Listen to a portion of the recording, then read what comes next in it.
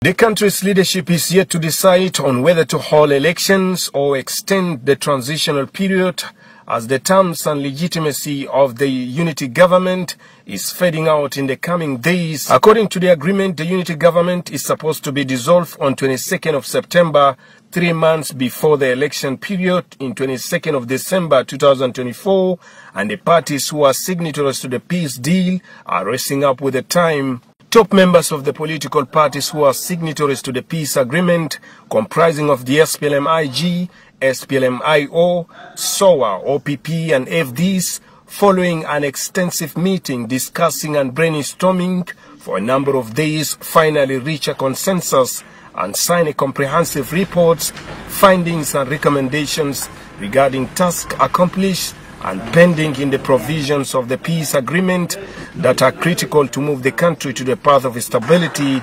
conducive atmosphere for holding credible, free, fair and peaceful elections.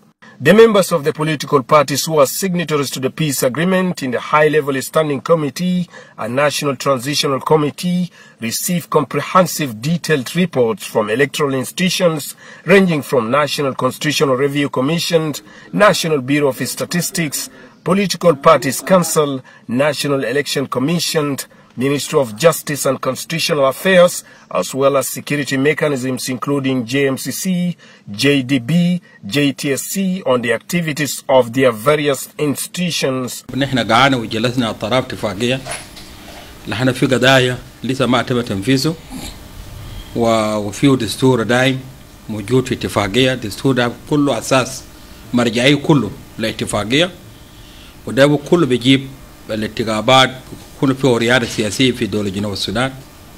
نحن بعطلان من كل مفوضيات كانت تدار السكان ولا دستور ولا مفوضية انتخابات.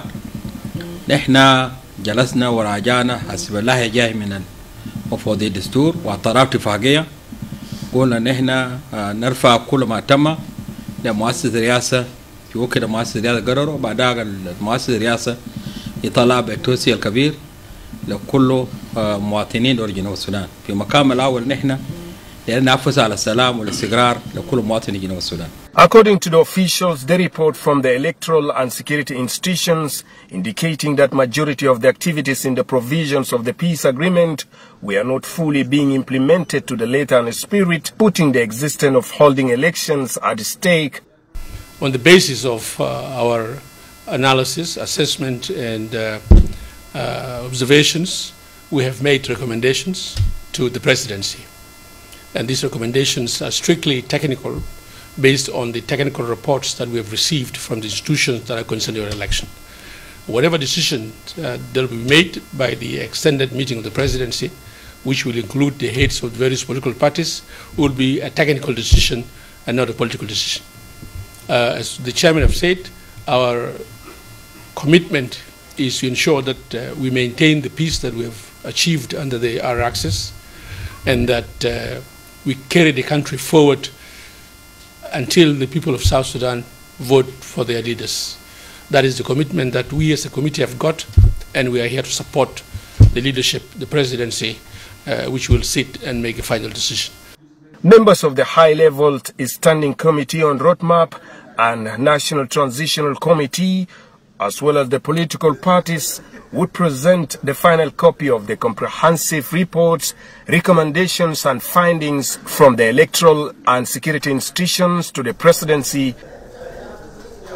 It is yet another dilemma as the revitalized transitional government of national unity is facing challenges to implement the agreement that was signed 6 years back.